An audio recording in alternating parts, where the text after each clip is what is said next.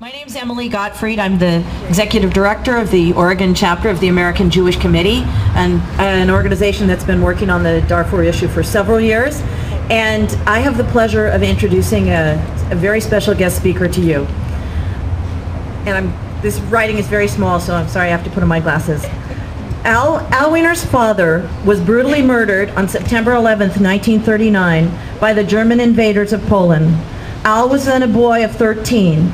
At the age of 15, he was deported to Blechhammer, a forced labor camp for Jews in Germany. He survived 5 camps.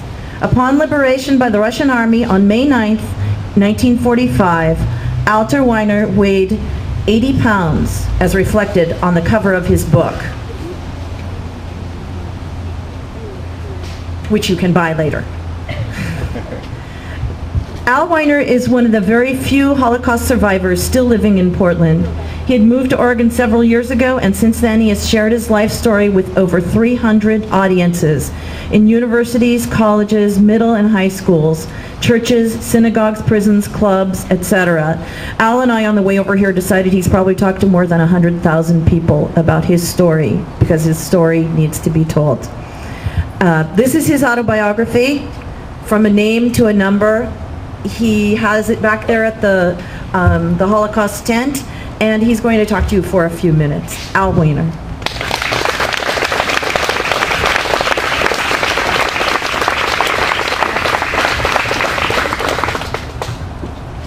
Thank you. I'm a Holocaust survivor, one of the few still here. As a victim of Nazi brutality, I'm very sensitive to the suffering of others.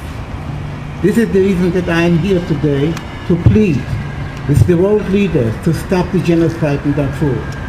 During the Holocaust, 6 million Jews were murdered, representing 1/3 of its people, the equivalency of 100 million Americans. Today, in the Sudan, a nation of about 40 million, 300,000 Darfurians have been murdered, which would be the equivalency of 2.5 million Americans. After the Holocaust, we said, and the world made a pledge, never again. Now, that pledge rings hollow again. Today, TV images from Darfur resemble my tribulations. When I was 13 years old, the Germans shot my father and let him bleed till he expired. They forbade me to go to school that I loved. They forbade me to walk in certain streets that I knew since I was a little kid. I had to wear the armband with the Jewish star to be conspicuous target, to be hit. I could no longer pray in a house of worship.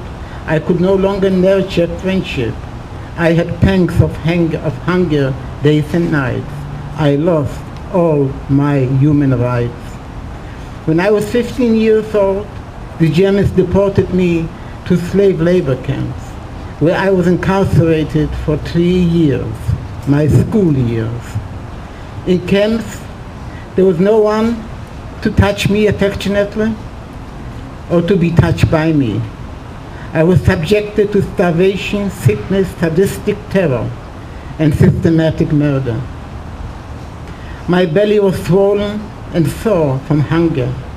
In Camp Wallenburg, the Nazis took away my name and gave me a number, 64735. I was isolated there. I saw no woman, no child, and not even a flower. I had not seen a fresh vegetable or fruit for 3 years. I subsisted on a starvation diet for all those years. I received no medical help. Some doctors had no scruples to become executioners. They disavowed the Hippocratic oath even as I pleaded with tears for help. The bunk I slept on served as a chair to sit on and a table to eat on. There were no dishes, no cups, no glasses, just one metal bowl for all purposes. There were no mattresses, no pillows, no bed sheets on the bunk I slept on. Straw infested with roaches and lice That was the bed I slept on. There was not a pencil or pen to write with, not a paper to write on. I had no books, I had no newspaper. I didn't know what in the world was going on. The Nazis starved my body and kept my mind in a blind alley. I was never free from ominous fear. Everything I had to do had to be done in a rush. I had no towel, no comb, and no toothbrush. I couldn't see my face because there were no mirrors. All my eyes did see was horror. I didn't live. I could hardly exist. The only right I had was to die. I had no watch to know the time, no calendar to know the date, no holidays to celebrate. I couldn't send or receive letters. I couldn't use a phone to communicate. I worked very hard, long hours, almost every day, but never for a pay. I had no warm clothing, no socks, no boots, just a wooden sole. In winter I shivered in the cold and turned blue. At work I was forbidden to eat, to drink, or to walk. When nature called, I had to ask permission to take a walk. Bees were better off than me, believe you me. I was agonized by the sense of loneliness and helplessness. We became subject to a psychopathic tyrant, slave of exploiters and monsters. Hitler deemed a non-Aryan, a person of non-Germanic descent, to be Untermensch, subhuman, to be subjugated, and many to be annihilated. By what criteria was I inferior? But not having blue eyes and blonde hair? By what criteria are the people in Darfur inferior? By not being Arabs and having black skin? Just I wondered why nobody came to my rescue. So do wonder the people in Darfur today. When I was liberated by the Russian army at the age of 18, I weighed 80 pounds. Just skin and bones, a skeleton. Look at me.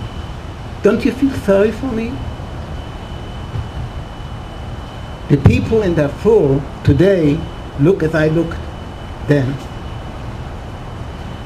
I had no family, no money, no skill, and no home.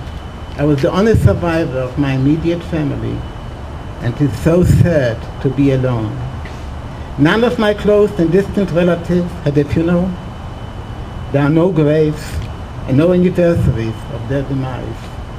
I have ceased to see their faces and hear their voices. This bitter reality burns through the fabric of my life like a scorching beam. I'm the only one left to cry for all of them. I suffered from anti-Semitism. In Darfur, they suffer from anti-humanism. Just as I was a victim of insane cruelty for no offense or sin, so are the people in Darfur. Today, it is happening there, and it will happen again somewhere else until we stop prejudice and evil to prevail. Thank you.